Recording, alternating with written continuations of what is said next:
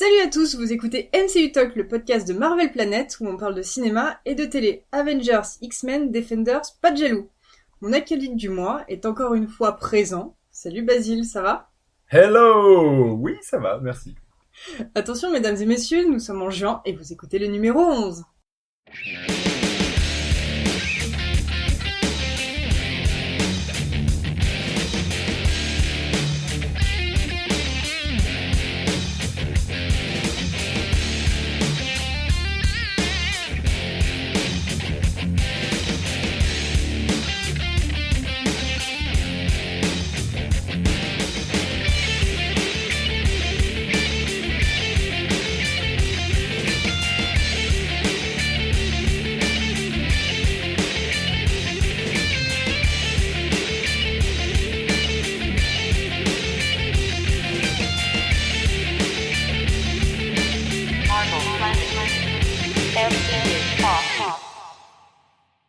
Avant de commencer les news, on va rappeler quelque chose qui est arrivé le mois dernier sur le site et qui est arrivé le mois dernier par rapport au podcast. Nous sommes enfin sur iTunes. Oh! À nous la gloire, l'argent, la drogue et les putes. Ou les gigolos pour Émilie si elle veut. Oui. Donc voilà, on espère que vous êtes contents parce que ça a été assez régulièrement demandé, ça a été un peu une galère à faire, mais voilà, maintenant on y est et à un moment ou un autre je vais m'occuper de Corpse Talk qui ira aussi sur iTunes. Et on démarre tout de suite avec nos petits amis de chez Netflix. Première info concerne la saison 1 de Punisher. Geoffrey Kenton, qui joue Mitchell Ellison, le rédac du New York Bulletin, fera une apparition, ce qui est tout à fait logique si Karen Page est là pour prouver l'innocence de Frank Castle. On attend encore la date de sortie, la confirmation, mais a priori ce sera rendez-vous la deuxième semaine de novembre. Ce qui colle avec un calendrier assez classique pour Netflix. On continue avec Netflix, avec Jessica Jones qui est en tournage. Il n'y a pas grand chose à dire, si ce n'est qu'il y a pas mal de photos en fait qui sortent. Donc quasiment toutes les photos, on voit Jessica Jones et Trish Walker.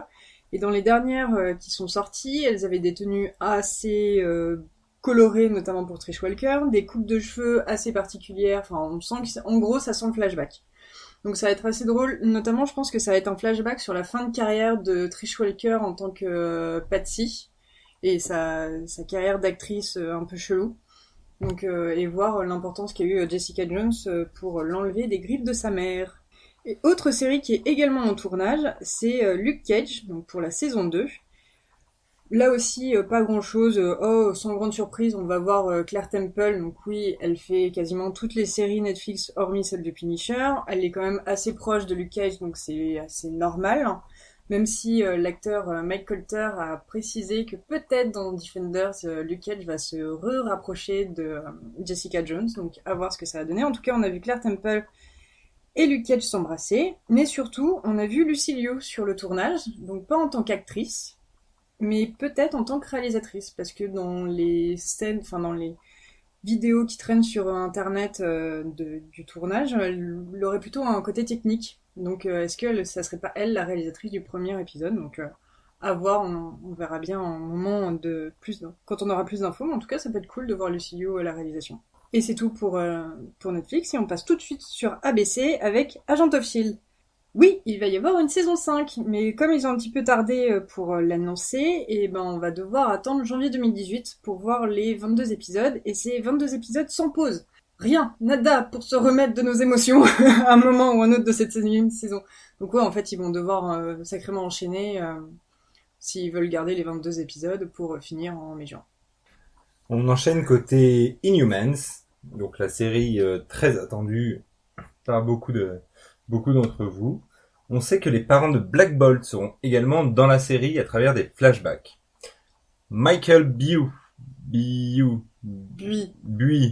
que vous avez peut-être vu dans Grey's Anatomy, va être King Aegon, et Tanya Clark, que vous avez probablement vu dans Banshee, si vous n'avez pas vu Banshee, regardez Banshee, sera Queen Rinda.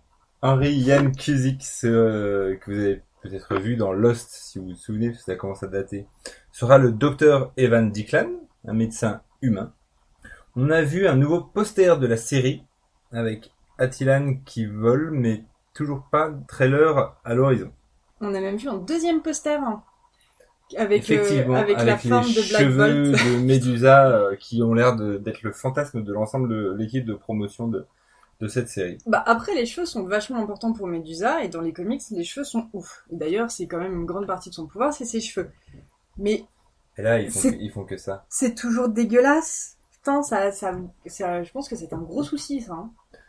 Dans tous les cas, on verra le résultat final le 1er septembre en IMAX pour les premiers épisodes. Si on l'a en France, toujours Si pas de on l'a nouvelles. en France. Ou donc ce sera peut-être en streaming pour nous. Et sinon le 22 septembre sur ABC. On passe maintenant au cinéma. On va parler de nos amis de la Fox et on va parler plus particulièrement de Deadpool 2.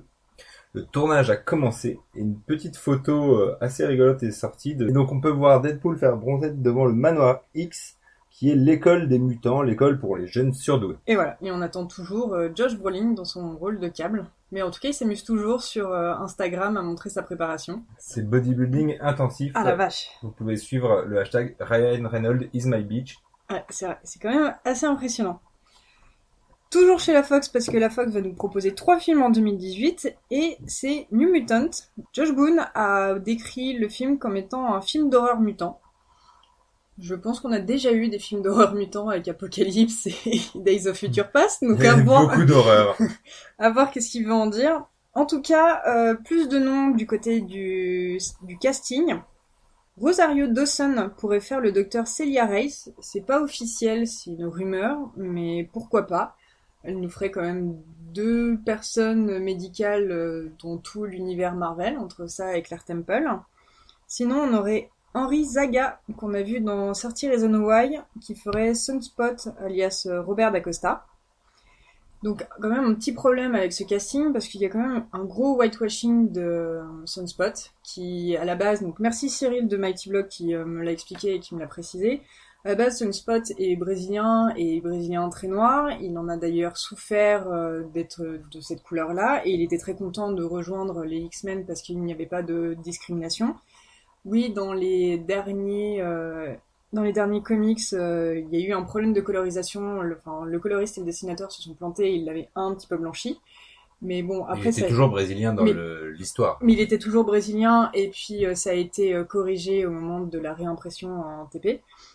Mais là, il n'y a aucune excuse, donc il est beaucoup trop blanc. Enfin, Henry Zaga est beaucoup trop blanc pour être Sunspot, en fait. Sinon, on a Charlie Eaton, qu'on a vu dans Stranger Things, qui ferait Cannonball, et Blue Hunt, quelqu'un a vu peut-être à un moment ou un autre dans la série The Original, qui ferait Mirage. Je ne sais pas ce que c'est que cette série. L'autre film mutant qui nous attend, c'est X-Men Dark Phoenix. Donc c'est Simon Kinberg qui va réaliser ce film. Ce sera donc son premier long métrage. Au casting, on retrouve les noms classiques de la saga. Donc Sophie Turner sera toujours Jean Grey, Jennifer Lawrence reprendra le rôle de Mystique, Michael Fassbender fera toujours Joujou avec le métal en tant que Magneto, James McAvoy se rasera le crâne une fois de plus pour être le Professeur X, Nicolas Hoult reprendra sa fourrure bleue pour être Beast, Alexandra Shipp aura sa petite crête de punk pour être Storm, Ty Sheridan sera toujours Cyclope, Cody Smith-McPhee sera à nouveau Nightcrawler, donc Diablo pour la VF. Un casting qui fait suite directe à Apocalypse, espérons que la qualité, elle, ne suivra pas et sera un peu au-dessus. C'est marrant quand même, parce que quasiment une grande partie de ces acteurs, notamment les plus âgés, étaient en fin de contrat. Enfin, ils n'avaient plus de nouveaux films, donc je ne peux même pas imaginer comment ils ont pris au passage. Mais moi je trouve ça un peu dommage. On a eu une trilogie là, et même si c'était lié, ça aurait pu être lié avec le nouveau casting. Là, vraiment, on continue sur la même veille. Et Simon Kinberg est très sympathique. Il a écrit beaucoup de scénarios, mais ouais, de toute façon, il sera là pour réaliser les desiderata du studio, a priori. Ouais, mais bon. Au casting, on a aussi une petite rumeur qui vient compléter tout ça. Jessica Chastain va peut-être rejoindre l'aventure et pourrait interpréter Lilandra Neramani. On vous en dit plus dès qu'on a plus d'infos. Mais ça serait ouf. Le Dark Phoenix et les Shi'ar, ça serait ouf. Et d'ailleurs, en autre rumeur, est-ce qu'on verra ou pas Dazzler cette fois-ci, après la scène coupée avec le vinyle où on voyait Jean Grey et Cyclops dans le disquaire? Bon, bah, on verra bien. Hein. Allez, c'est fini pour les mutants. On passe au MCU. James Gunn, qui est en pleine écriture de Guardians of the Galaxy Volume 3, et ben il avance vachement bien, parce qu'il aurait même déjà fini la première version du scénario, donc je pense que c'est une version un peu allégée, juste pour rassurer Kevin Feige de la direction qu'il veut prendre, notamment de son utilisation d'Adam Warlock. Mais en tout cas, le monsieur, il a bien fait ses devoirs, parce qu'à chaque fois qu'il faisait une story sur Instagram, il avait un bouquin avec Adam Warlock en avant. Donc on sent que il aime cette saga, il aime ces films et il aime le cosmique. Et pourtant, il était en vacances, si vous le suivez un peu sur les réseaux sociaux. C'est un monsieur qui travaille pendant même temps ses qu'il vacances. est en vacances. Un autre qui lui, par contre, ne va pas beaucoup travailler, c'est Daryl dans Thor Ragnarok. Daryl, c'était le coloc de Thor qu'on a beaucoup vu dans les courts-métrages viraux que Chris Hemsworth a fait pour expliquer pourquoi il n'était pas dans la Civil War. Et ben non, Daryl ne sera pas dans le film. C'est triste, c'est très nul même.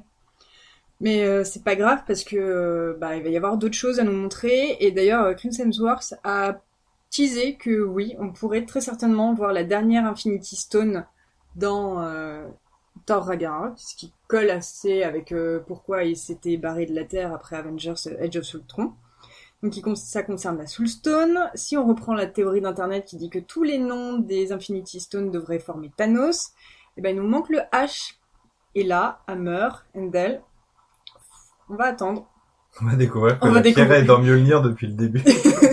Ça, oui, ça peut être le... Mais après, les théories sont plus pour Heimdall, vu que c'est la Soul Stone, et que Heimdall dit qu'il voit toutes les âmes, donc peut-être que finalement ses yeux dorés sont l'Infinity Stone. Après Thor, ce qui nous intéresse bien entendu dans le MCU, c'est Avengers 3, Infinity War. Mjolnir est toujours vivant. Et oui, les amis, les frères Russo ont été vus avec Chris Hemsworth en train d'écraser des jouets Avengers avec. Comme quoi, on peut travailler sur des gros films et continuer à s'amuser. En parlant de Chris Hemsworth, il nous a fait un petit teasing. Il nous a dit que Thanos ne serait pas le seul méchant du film. Alors, est-ce qu'il fait référence à Hela, au Black Order? On ne sait pas pour le moment. En tout cas, ça veut dire que Thanos va vraiment prendre son temps pour arriver. Il est en train d'attacher ses lacets, là. Les personnages de Black Panther, joués par Michael B. Jordan et Winston Duke, seront bien présents dans Avengers Infinity War. Comme quoi, jouer la torche dans les 4 Fantastiques, c'est une bonne entrée en matière pour avoir des bons rôles chez Marvel après. Et ils vont être accompagnés de Chadwick Boseman et l'actrice qui fait Shuri. Alors l'actrice qui fait Shuri, c'est pas encore officiel. Ce qui a été officialisé dans IMDb, c'est sa doublure. Donc voilà. Donc oui, et de toute façon, en plus, on a vu sur le compte Instagram des frères Russo qu'ils étaient dans les mêmes décors extérieurs qui ont été utilisés pour Black Panther. Donc oui, à un moment ou un autre, il va y avoir du cosmique parce qu'on avait déjà vu James Gunn, et il va y avoir le Wakanda. Et il va y avoir aussi de la magie parce qu'on a pu voir aussi Doctor Strange dans quelques images en train de faire le clown avec Iron Man et Hulk. On a vu en plus le Sanctum Sanctorium, donc le lieu que défend Doctor Strange. Donc il va y avoir vraiment la totale, rien d'étonnant de toute façon parce que on sait que James Gunn est de la partie, que Scott Derrickson est sur le plateau. Voilà, il rassemble vraiment toutes les forces pour Infinity War. Mais pour certains, ça va être un petit peu dur parce que Kevin Feige a quand même annoncé que ce film marquerait la fin de certains personnages. En même temps, c'est pas vraiment étonnant parce que si on les met face à un ennemi mortel aussi violent que Thanos, s'il y en a pas un ou deux qui passent l'arme à gauche, on va vite s'ennuyer et ce sera pas crédible. Mais on a aussi quelques infos pour Avengers 4, effectivement, le tournage va s'enchaîner, donc le tournage sera prévu entre le 14 juillet et la mi-décembre à Atlanta. Et on sait d'ores et déjà que Chris Evans a rallongé son contrat pour être dans le film. Donc lui, il ne meurt pas. Donc a priori, ce n'est pas Captain America qui mourra dans Avengers 3. Moi, je te parie que c'est Hawkeye qui meurt. Ouais, ce sera quelqu'un dont on s'en fout, donc ce sera peut-être lui. T'as des paris? Non. Non, pas de Je paris. sais pas de quoi on parle. Laissez-moi tranquille. Toujours dans le MCU, on a vu enfin le premier trailer de Black Panther. Donc voilà, un trailer avec des effets spéciaux dignes d'une fanfiction dégueulasse, mais qui nous permet quand même d'en savoir un peu plus. Le costume est crado, les matte paintings sont pas finis, mais au moins ils nous sortent un trailer. On sait pas de quoi ça va parler, mais il va y avoir du Wakanda, en veux-tu, en voilà, avec la technologie et les rites africains à gogo. Mais c'est trop bien. Non mais au-delà de ça, l'atmosphère, elle est oufissime pour ce film. Elle est dégueulasse, on a l'impression de voir Jumanji. je sais pas quoi répondre à ça. Tu t'as trouvé ça dégueulasse? La direction artistique est intéressante, mais la réalisation de la post-prod pour l'instant est crado, donc ils ont encore du boulot à faire. Ok, s'ils veulent nous oui, c'est convaincre. vrai que quand Black Panther il arrive sur le toit de la voiture, c'est un peu chelou. Enfin non. Les cascades, elles sont en toc, les bâtiments, ils reflètent pas la lumière comme il faut. Putain, mais qu'est-ce que t'es relou. Bon, au-delà de ça, moi j'ai trouvé ça vachement bien. Je suis méga hypée par le film, mais d'une certaine manière, comme j'avais été aussi méga hypée pour Wonder Woman, même si c'est chez DC, parce qu'au moins, enfin, ça apporte de la mixité. Et en plus, enfin, tu sens que le Brian Coogler, je sais plus.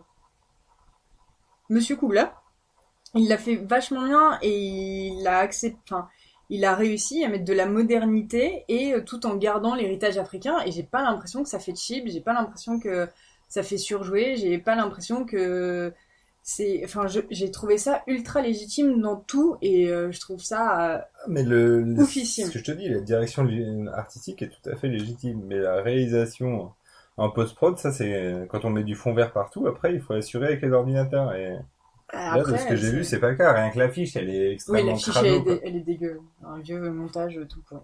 Je te le conseille. Confie aux stagiaires encore ça. Ouais, bah les stagiaires, ils ont beaucoup de travail en ce moment, je trouve. Hein. Et donc, puisque on parle des trucs et des stagiaires, eh ben on va parler d'un film qui sera probablement un peu fait par des stagiaires aussi. Mais quel enfoiré. On va parler de Ant-Man and the Wasp. Et oui, ce film que personne n'attend à part Paula donne quand même de ses nouvelles.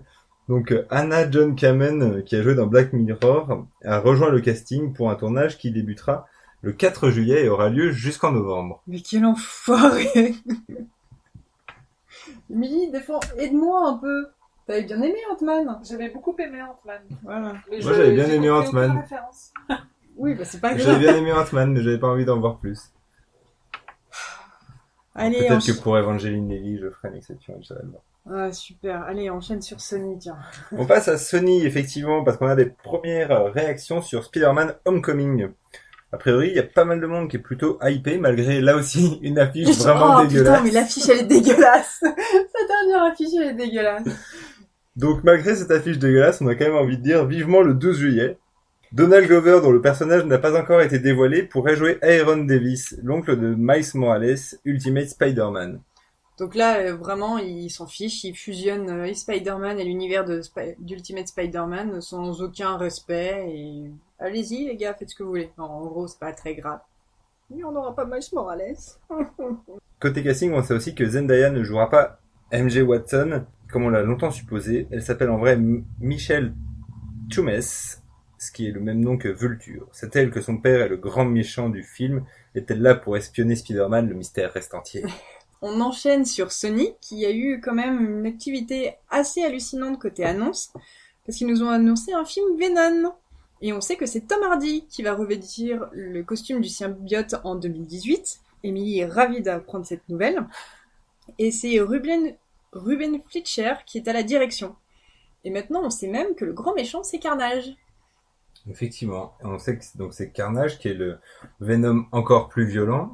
On nous avait laissé sous-entendre que le film serait un peu plus dur que ce que fait Sony d'habitude, que ce sera peut-être un mélange horreur super-héros. Et ben avec Carnage, ça pourrait bien être le grand méchant pour faire ça. Et est-ce que c'est pas dérangeant que pour la première apparition de Venom dans ce nouveau Spider-Verse, il soit le gentil?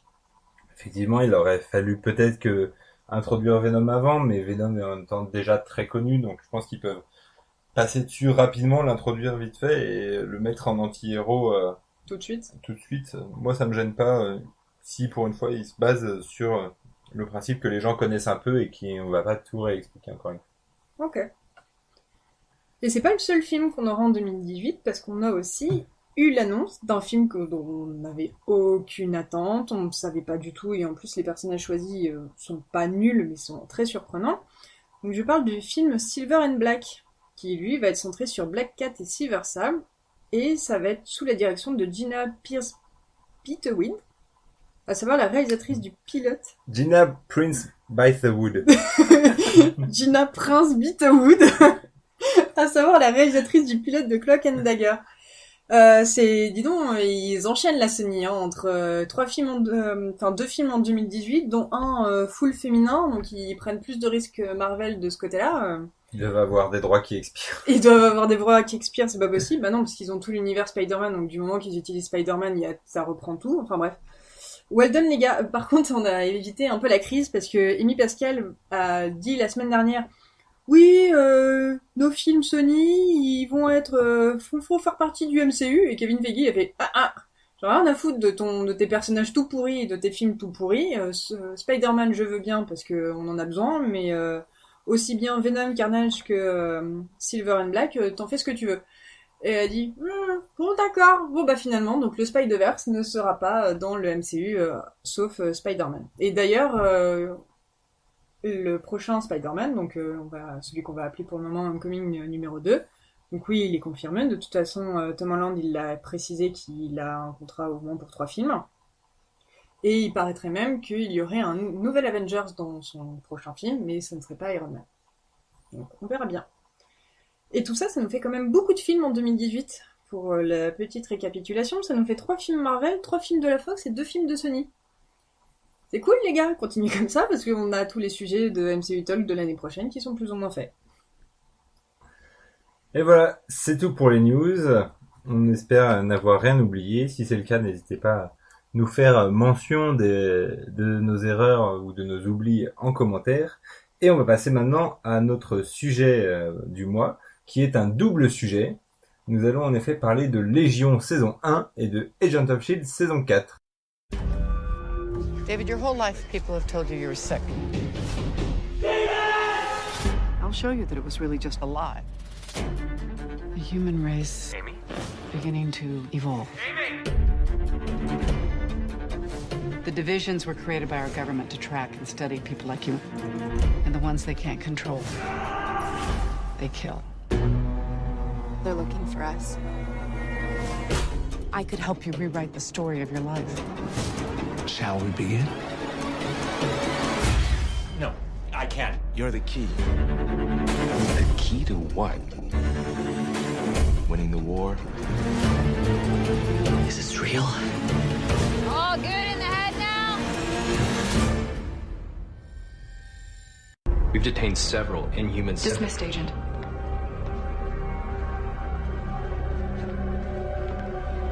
All of this for one subversive. Why won't you let me help you? I need you focused on your work right now. Project Looking Glass is ahead of schedule. Tell me what's really going on. It's fine. I'm handling it. Ophelia, I know that look. You're worried. Who is she? No one, she doesn't matter. Commençons par le meilleur. Non. On garde le meilleur pour la fin. Ouais. Très bien, donc on commence par Agent of S.H.I.E.L.D. Effectivement, cette 4e saison, ces 22 épisodes de souffrance sont terminés. Alors, je vais quand même nuancer vite fait sur les 22 épisodes de souffrance. On a eu 6 épisodes pour Ghost Rider. Oui. Ça a été de la souffrance. Oui. Très forte. Après, on a eu LMD. C'était bien, mais c'était un peu long. Il y a au moins un épisode dans l'arc LMD qui ne sert à rien. En fait, dès qu'il y a eu l'Horus, ça a servi plus à rien. Et après, on a une fin complètement bâclée. Non, Agent of Hydra, ça c'est cool.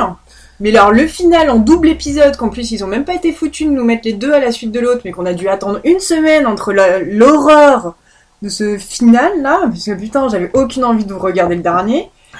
Et on reste sur cette... C'était la souffrance. Putain, mais on reste sur cette image de merde. Mais tout a été gâché, ils ont rien respecté. Non, le respect est mort en même temps qu'Aïda, je crois. Mais oui, mais le respect est mort avec Aïda et... Effectivement, donc c'était le premier point que j'avais noté d'ailleurs. Ils auraient dû choisir entre Ghost Rider et Aïda pour leur série pour simplement faire un arc continu. Ouais, mais est-ce que 22 épisodes... Mais en fait, je pense que le vrai problème, c'est 22 épisodes. Parce que 22 épisodes sur Aïda, je suis pas certaine que ça nous aurait fait kiffer. On aurait quoi, 5 épisodes sur Radcliffe qui est en train de construire Aïda, mais que ça se sait pas encore, machin. Parce que au moins LMD, ça a été concentré sur 5, Agent of Hydra, ça a été concentré sur 5-6 aussi, enfin... En fait, le problème, c'est que les scénaristes doivent travailler comme moi quand je faisais mon master. C'est-à-dire qu'ils se disaient putain, on a 22 épisodes, on a le temps. Puis là, rendu à 3 épisodes, merde, faut qu'on finisse l'histoire.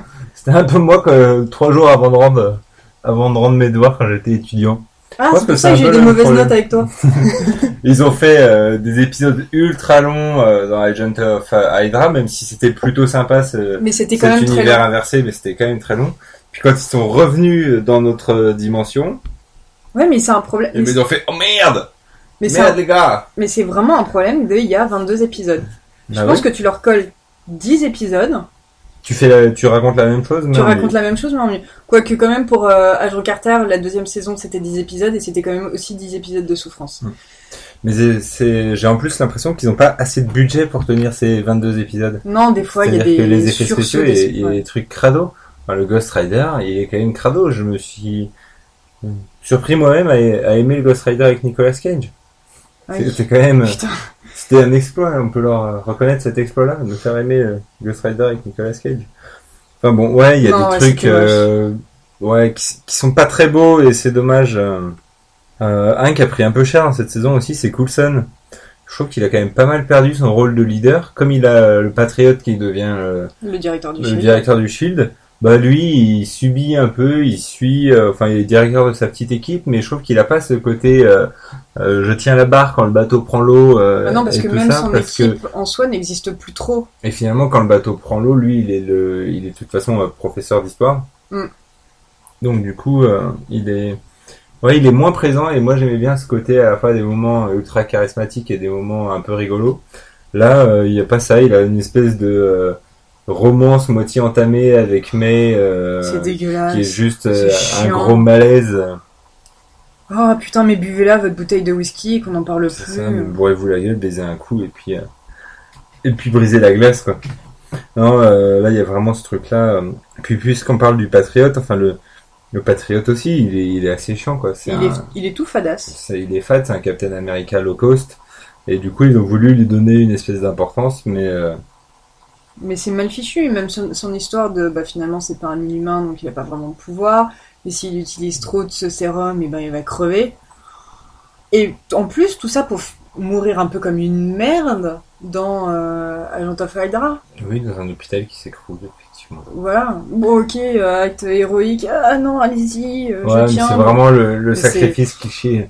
Laissez-moi là, sauvez-vous. Non, vraiment un personnage qui a pas grand intérêt. Puis de toute façon, globalement. Mais c'était l'ensemble du grand intérêt de niveau personnage. Oh, voilà, c'est ça. Daisy dans sa partie rebelle avec Ghost Rider, son côté adolescente émo. Ouais, les parents ils sont chiants, moi je vais faire ce que je veux. Ça fait 3 saisons qu'elle en est chiante. Mais là, ça continue et c'est insupportable. Même Fitz et Simons, qui sont mes personnages préférés, là ils sont tellement faut que je sauve mon amoureux, c'est sans lui je ne suis plus rien. Faut que j'emménage avec mon amoureux. J'ai des responsabilités. On n'a plus de temps ensemble. Bah c'est ça. Nul. Ils sont normalement les deux un peu lunaires qui planent un peu et là ils deviennent chiants. Bon, même si Fitz était rigolo en savant fou dans Agents of Hydra, ça rattrape pas le truc. Ils m'ont gavé quoi. Finalement, ceux qui gavent le moins, c'est peut-être Yo-Yo et Mac. Surtout Yo-Yo, parce que Mac parle pas beaucoup, et Yo-Yo, elle est un peu... Parce qu'elle est pas vraiment dans le groupe. C'est un peu genre un personnage qui était à peu près cool, mais aussi parce qu'on la voyait pas beaucoup, donc on n'avait pas spécialement le temps de la détester. Puis Yo-Yo, elle a l'accent d'espagnol et toi tu aimes bien. Maldito cabron. Non, de toute façon, il y a une actrice qui sauve cette série, c'est Mallory Johnson. Quand elle fait, son incarnation d'Aïda, du début à la fin, elle est au-dessus de tout. Quand elle fait l'androïde ultra froid, elle est au top. Elle est parfaite. T'as vraiment l'impression que c'est. Mais t'as vraiment l'impression que c'est un androïde. Enfin, elle bouge pas. Son visage n'exprime rien. Non, mais c'est vachement bien fait. Et tu te rends compte que c'est quand même difficile à faire. Mais elle le fait bien quand elle est en LMD ou qu'elle commence un peu à prendre conscience d'elle, dans l'arc LMD du corps humain et tout ça, voilà. Du fait d'être humain. Dans Agent of Hydra, ça explose tout. Elle en a plus rien à battre, elle fait tout péter et en même temps quand elle est blessée, elle est finalement assez touchante. Et même justement surtout à la fin. Quand elle revient sur Terre et qu'elle dit... Elle a un corps humain. Et qu'elle dit à Fitz qu'elle a en gros fait un génocide juste pour pouvoir être avec lui, que c'était une belle preuve d'amour et qu'il peut pas la rejeter, et qu'elle fait un peu la personne dévastée, et elle le fait bien aussi. Enfin, elle est. Mais tout est trop bien avec elle. Elle est hystérique, mais c'est normal qu'elle soit hystérique dans une situation comme ça. C'est normal qu'elle soit hystérique. En même temps, elle vient de comprendre ce que c'est que les émotions humaines. Donc elle les a jamais eues, elle sait pas gérer. Elle se prend un saut d'émotions, c'est normal. Mais cette hystérie est bien faite, elle est légitime, elle est pas dans l'excès, parce que c'est. Non, son interprétation est vraiment bien. Et ils l'ont tué, bordel de merde, ils l'ont tué. La seule qui savait jouer, ils l'ont tué. Bah oui, mais parce qu'en fait, ils ont à nouveau l'écriture à péché, c'est-à-dire que pourquoi, en plus de ses pouvoirs d'humain, ils lui ont filé tous les pouvoirs des inhumains?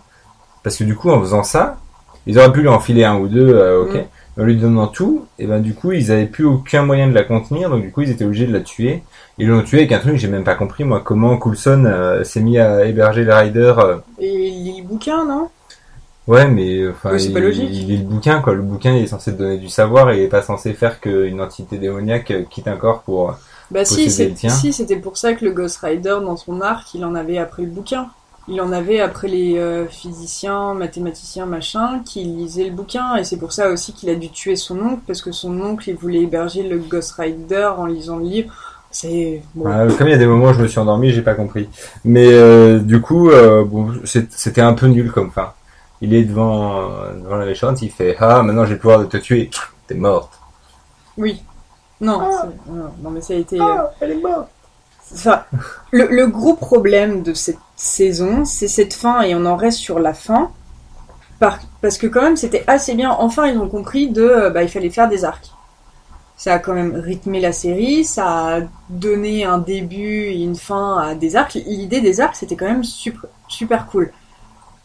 Ils ont été quand même aidés par Mallory Johnson, qui a fait une immense Aïda ou Ophélia après quand elle était humaine, trop bien.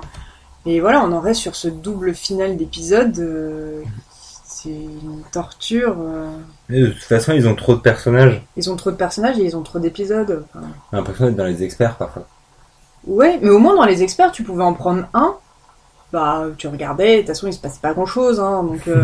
Mais là en plus, t'as même pas de quoi t'occuper un épisode. T'as même pas de quoi t'occuper un épisode, mais en plus il faut suivre. Moi j'avais oublié que la base du Shield elle avait été détruite quand ils sont revenus dans notre dimension. J'étais là, mais il s'est passé quoi? Elle est détruite, mais pourquoi elle est détruite? Mais je sais plus. J'ai oublié. J'étais nul. Putain, il y en a encore à voir une autre saison. Qu'est-ce qu'on fait, Basile? Eh ben, on souffrira et puis on se rattrapera en regardant la saison 2 de Légion quand elle sortira elle aussi. Vraiment? Mais oui, parce que s'il y a eu une bonne surprise cette année chez les mutants, c'était bien Légion. C'était bien Légion. C'était les seuls qui nous font croire que les mutants c'est encore chouette. C'est enfin, ça et Logan, parce que Logan j'ai bien aimé. Oui, bon, d'accord. Mais oui, Légion, ça c'est une belle série. En fait, ces deux séries, Agents of Shield et Légion, elles montrent les deux branches qui existent principalement dans les séries aujourd'hui.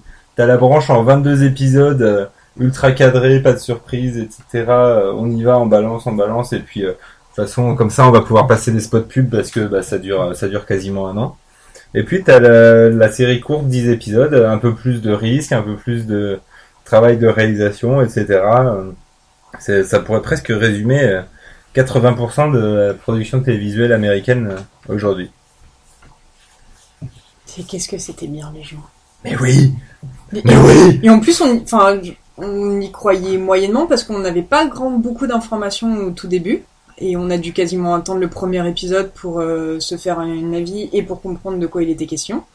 Et puis surtout que la première fois qu'on a eu, c'était Dan Stevens au casting. Ouais, après le mec qu'on a vu dans Downton Abbey. Dans Downton Abbey, en noble anglais un peu gros. Non.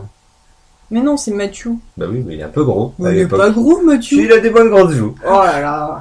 Voilà, donc du coup, peut-il faire un mutant schizo, bipolaire, schizo, machin, je ne sais pas, je ne connais pas les termes de psychiatrie, mais un peu dérangé, dirons-nous, pour simplifier.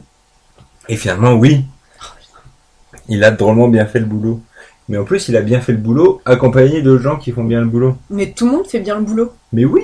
Tout le monde. Rachel Keller avec ses pouvoirs de... Je peux pas toucher les gens, et c'est quand même un peu frustrant parce que je suis quand même avec un mec que j'aimerais bien me taper. Bah c'est un peu Malicia. C'est un peu Malicia, mais traité différemment, un peu... Oui, parce qu'elle switch de personnalité. Oui, elle switch de personnalité, mais elle est... Et elle est plus fragile. elle est plus fragile émotionnellement, elle est moins renfermée sur elle-même, parce qu'elle est quand même sociale, etc. Mais quand même, Et ça. avec une distance de sécurité. Hein. Audrey Plaza est une tarée, complètement tarée, pour jouer la représentation du démon qui l'habite sous la forme de son ancienne meilleure amie, qui est quand même un mélange un peu tordu. Ah non, mais ce personnage-là, du début, tu regardes le premier épisode, tu regardes le dernier, tu comprends pas ce qui s'est passé. Au début, elle est hyper sympa, c'est sa pote, Oui, c'est sa pote qui mange du chewing-gum et qui se moque des autres malades Et qui mentaux. écoute de la Bon, musique. ça c'est pas forcément être sympa, ok, mais, Mais elle le fait dans bien. le contexte, T'as qu'à regarder Emily aussi. dans le contexte, c'est gentil. Et à la fin, elle veut tuer tout le monde. Parce qu'elle sait que c'est un mutant puissant et qu'il est le fils d'un mutant puissant. Et non, c'est juste oufissime, même quand tout l'épisode en noir et blanc, où elle est la chef de l'hôpital psychiatrique, enfin, elle les manipule, mais cette actrice est oufissime, enfin, c'est hallucinant ce qu'elle a réussi à donner. Je la connaissais quasiment pas, parce que moi j'ai pas regardé Parks and Rec. Moi non plus. Et je pense que c'est à milieu de ce qu'elle a joué dans Parks and Rec. D'ailleurs, elle l'a dit dans une interview, donc je sais plus. Ouais, moi j'avais vu quelques épisodes de Parks and Recreation et c'est une meuf un peu, je sais pas une ado, mais elle bosse dans les services publics, Oui, elle un est peu glande, quoi. asociale. Ouais, elle s'en bat Elle un peu aime pas les les couilles gens. de tout le monde. Et c'est tout. Et là, c'est une folle dingue. Et finalement, c'est une folle dingue avec plusieurs personnalités. C'est un peu un... Le problème, c'est que dès qu'une actrice joue plusieurs rôles, on va vite fait comparer avec Orphan Black. Et personne ne pourra faire mieux que celle qui fait tous les clones. Mais on enlève cette comparaison, c'est hallucinant. Oui. Et un autre acteur que j'avais envie de saluer, c'était Hamish Linklater, qui est donc le Clark, le méchant qui fait les interrogatoires, etc., qui se fait brûler et tout ça. Celui qu'on voit dans toutes les séries, mais qu'on a oublié dans quelle C'est série ça. on l'a vu. Exactement. Et je trouvais que lui aussi, il était chouette. C'est-à-dire que quand on le voit brûlé, handicapé, il garde à la fois le caractère fort du... Oui, t'as toujours peur de lui. T'as toujours peur de lui. Et puis au moment où les pouvoirs de ses adversaires se révèlent et qu'il se rend compte qu'il n'est pas à la hauteur, il se décompose, il est d'un coup faible. En plus, t'as le flashback dans sa famille... sur le fait que c'est un couple homosexuel avec un enfant, etc. T'as un côté hyper sensible, hyper touchant, et à côté le gars il traque des mutants pour les enfermer et il joue. Comme t'as le flashback, tu l'oublies presque. Oui. Tu oublies presque que c'est un tortionnaire. Qu'il arrive à faire les deux Oh, choses oui, en même le temps. pauvre, il a du mal à reconstruire sa vie personnelle après avoir été un grand brûlé parce qu'il est vraiment touchant. Et finalement, non, c'est un connard, mais justement l'acteur a fait un très bon boulot. Un très bon boulot de ce côté-là. Et puis, on avait très peu d'infos parce que on savait pas, nous, on se posait la question, est-ce que ça allait être relié à Charles Xavier, de quelle manière ça allait être branché aux comics, etc.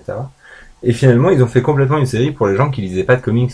Mais c'est ça qui est bien avec les gens, c'est que on peut pas dire c'est une série qui adapte les comics. C'est pas comme Daredevil, c'est pas comme Jessica Jones, c'est pas comme Agent of Shield, mais même Agent of Shield c'est un peu à part, mais c'est juste une bonne série. Enfin, n'importe qui aime les séries, qui a 8 heures devant lui et qui a envie de regarder un truc court en 8 épisodes, et ben a juste envie de passer un bon moment, et ben il peut regarder ça parce que 8 heures c'est court pour nous. Oui, 8 heures c'est court pour nous. Un peu de train et voilà, c'est plié. Mais voilà, c'est genre juste accessible pour tout le monde. On peut très vite oublier que c'est des mutants. D'ailleurs, le terme mutant est pas spécialement évoqué. Et puis, t'as pas de référence aux X-Men, t'as même pas de référence à Charles Xavier. Et finalement, ceux qui savent que potentiellement le père de Légion c'est Charles Xavier, c'est les lecteurs de comics.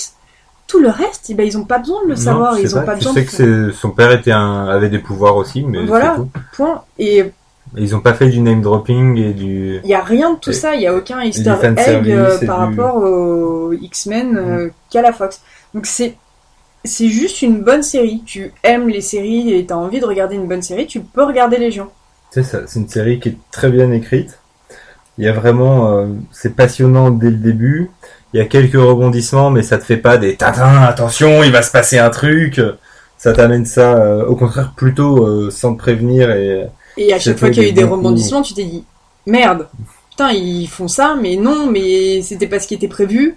Voilà, et du coup, ils arrivent à maintenir une constante tension dans toute la série, et du coup il y a une bonne répartition des résolutions. Il y a des choses qui sont expliquées au fur et à mesure, ils t'amènent pas tout à la fin. T'as notamment les premiers moments où on voit Oliver dans sa pièce en glace, où il explique déjà un peu les mondes psychiques, etc. Et puis après, hop, on revient dans le monde normal et on continue. Puis après, on reviendra dans les mondes psychiques plus tard en ayant un peu cette trame-là qui permettra de creuser autre chose. Mais même les personnages de Kerry et Carrie, je crois que c'est à partir de l'épisode 3 ou 4 où c'est expliqué que c'est plus ou moins la même personne, mais machin. Mais tu te rends compte, rien que dans la réalisation, ils sont là, mais il y en a, enfin, c'est souvent Kerry qui arrive subitement, dit ah, ok, mais où est-ce qu'elle était, je l'avais pas vue.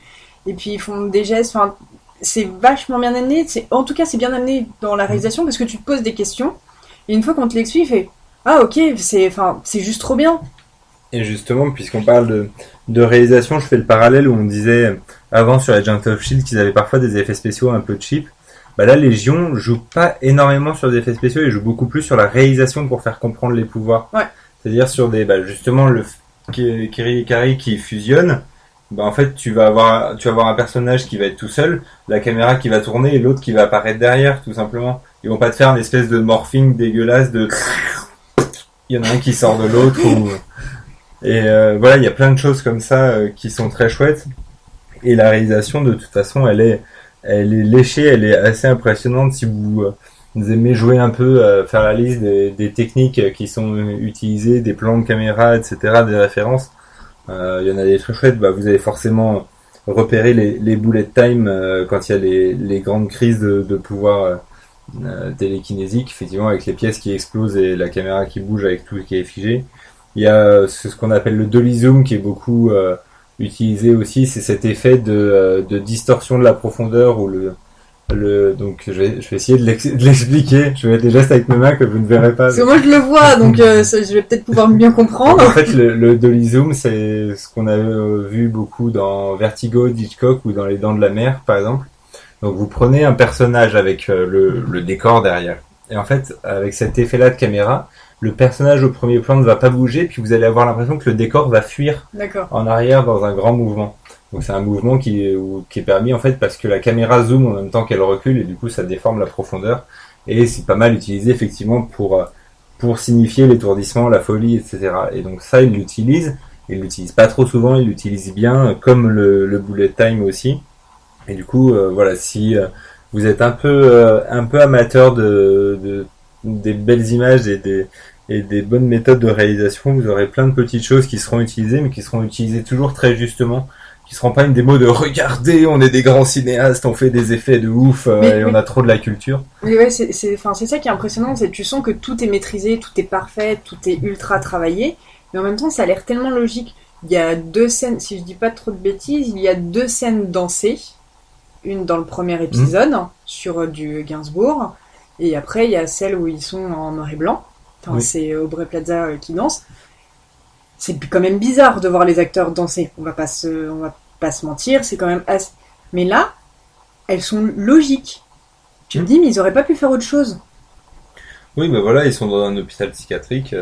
Mais même au-delà qu'ils sont dans un hôpital psychiatrique, mais qu'ils arrivent à raconter une histoire avec ces 2 danses. La danse, elle raconte quelque chose. L'épisode en noir et blanc, enfin toute la partie en noir et blanc, c'est logique qu'ils soient en noir et blanc parce qu'il sert à raconter. C'est pas juste un effet de style de ah tiens, on va vous mettre du noir et blanc parce qu'on est trop des hipsters et qu'on fait un truc trop beau. Non, effectivement, tout est logique. Tout est logique, et cette utilisation des couleurs, particulièrement, et de la photographie, je trouve qu'elle donne beaucoup de clarté sur à quel moment ils sont dans l'esprit de quelqu'un et à quel moment ils sont dans le vrai monde. Parce que du coup, quand t'as toujours un peu des effets de film, donc soit du noir et blanc, soit une ambiance très sombre qui tire un peu sur le bleu quand ils sont dans l'esprit de quelqu'un. Et ce qui fait que du coup, t'as pas ce doute de est-ce qu'ils sont dans la tête, est-ce qu'ils sont dans le monde, tu le sais, et du coup c'est très clair, ils te font pas des attention, peut-être qu'ils sont pas dans la réalité, un truc que t'as vu 1000 fois. Non, là ils te le disent clairement, et ils te le disent simplement par du traitement couleur un peu différent, et ça rend le truc vraiment très chouette. Et je pense que en termes de réalisation, c'est peut-être une des plus belles séries de l'année. C'est l'un des gros cartons de 2017, et que ça soit une série de comics ou une série tout court. Pour le moment, j'ai pas vraiment vu de série qui m'a dit waouh.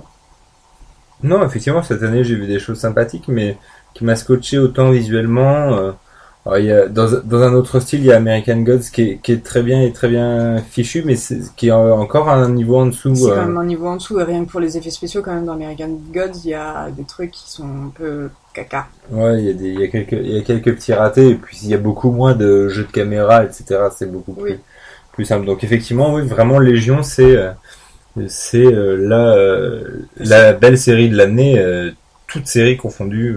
Oui, n'importe qui peut regarder ça. N'est-ce pas, Émilie? Je vais regarder, ne serait-ce que pour Audrey Plaza, que j'aime beaucoup. Ouais. C'est bon. On a réussi. Du coup, on a fait à peu près le tour de nos critiques, donc vous voyez clairement qu'on est beaucoup plus fan de Légion que Agent of Shield. Je dirais, moi, d'une manière générale, comme je consomme quand même beaucoup de séries, j'ai fait les stats en 2016, je regardais en moyenne 3 épisodes par jour. Je m'en fous, j'en ai vu plus que toi. Ouais, t'en as vu plus que moi, je sais. Mais du coup, effectivement, déjà quelque chose qui va prendre des risques, qui va être léché et qui va nous apporter du nouveau. J'ai plus été séduit par Légion très rapidement. Bon, après c'est la première saison, Agent of Shield c'est la 4e, mais j'ai pas souvenir qu'Agent of Shield saison 1 m'avait. C'était caca, les Agent of Shield saison 1. Le seul moment où ils se sont sauvés, c'est quand il y a eu l'impact de Captain America Winter Soldier. Effectivement. Et ça arrive au 18e épisode ou un truc dans le genre. Donc voilà, clairement, Légion est bien au-dessus, même si on compare à première saison. On a ces deux trucs de la pop culture qui sont un peu le fast-food et le bon burger, quoi. Ouais. C'est-à-dire que quand tu veux un burger, tu peux soit aller au De Max, soit aller dans un bon resto à burger et t'en faire un très bon. Alors, je comprends tout à fait ce que tu essayes de dire, mais même pas. Je pense qu'un Agent of Shield, c'est en dessous d'un McDo. Bon, tu peux manger ton burger surgelé Bigard. Voilà, un truc dégueulasse surgelé, tostinette.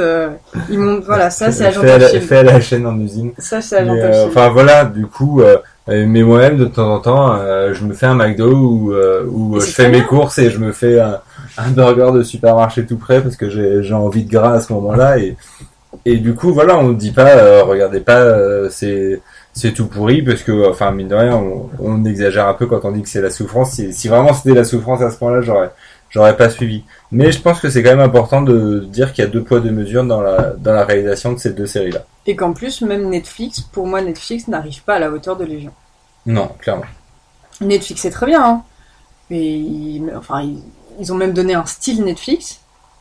Mais là, la Fox a fait quand même très fort, surtout quand on voit ce qu'ils font avec leurs films. Ils ont fait quelque chose de très fort. Il faut pas oublier d'ailleurs que la Fox, FX, c'est Gotham, si je dis pas trop de bêtises. Donc c'est vraiment pas une histoire de diffuseur, parce que Gotham, t'en as vu plus que moi. C'est la souffrance. Ah ouais, là, ça a été la souffrance. J'ai eu l'impression de marcher sur du verre pilé pendant toute la durée des 4 épisodes que j'ai vus. Donc voilà, je crois que sur DC Planet, c'est un peu la souffrance pour une des personnes qui regardent et qui en parle assez régulièrement. Donc non, ça juste Légion, je crois que ça m'a fait le même effet que Banshee. Mais je pense que ils ont pu se permettre ça parce qu'en plus ils partaient d'un personnage pas connu et que du coup, je pense que quand on s'attaque à des mythes comme Batman par exemple pour Gotham, je pense que les studios sont frileux et veulent rassembler tout le monde et du coup font rien de très HD. Alors qu'il faut quand même rappeler que le premier film de Batman, on l'a filé à Tim Burton, quoi, dans le genre prise de risque. C'était quand même quelque chose et ça reste pour beaucoup de gens et pour moi les meilleurs Batman. Enfin, je continue à préférer les Batman de Burton au Batman de Nolan et je peux en débattre pendant des heures si vous le souhaitez. Mais voilà, donc effectivement c'est pas une question de studio, c'est juste que il faut oser et je pense qu'avec tout ce qu'il y a, il va falloir oser de plus en plus, sinon on va avoir beaucoup de séries qui vont être lancées et pas renouvelées. Ou que les gens vont arrêter tout simplement. Donc les gens vont arrêter et puis il y aura suffisamment de spectateurs pour continuer à diffuser, mais ça va marquer personne. Voilà la conclusion de notre épisode 11 de MCU Talk. Je me suis un petit peu loosée cette fois-ci parce que j'ai oublié de dire qu'on l'enregistrait, donc on n'a pas de questions. Est-ce que Émilie, tu as des questions? Pas du tout. Malheureusement. Tu n'as pas de questions? Non? Tu veux qu'on parle de Wonder Woman? Non. C'est pas l'endroit. Mais je veux parler de Wonder Woman. Bon. Et ben voilà. Est-ce qu'en juillet... Qui part en vacances en juillet? Moi, Comment ça, tu pars en vacances en juillet? oui, j'ai le droit. Dans mon travail d'à côté, les gens sont moins tyranniques que Paula. On fait comment alors pour Spider-Man Homecoming? Moi, je suis là la dernière semaine de juillet. Mais non, je suis en vacances, mais je suis à Paris pas mal pendant mes vacances, donc on devrait pouvoir réussir. Donc rendez-vous en juillet pour Spider-Man Homecoming. Tout à fait. Salut Basile, salut Emily. Salut. Salut tout le monde. Salut les gens.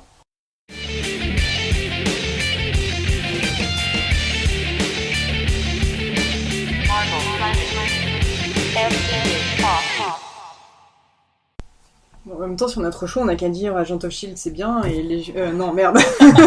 Agent of Shield c'est de la merde et les gens c'est bien. Tu vois, t'as vraiment trop chaud. Ouais, j'ai trop chaud.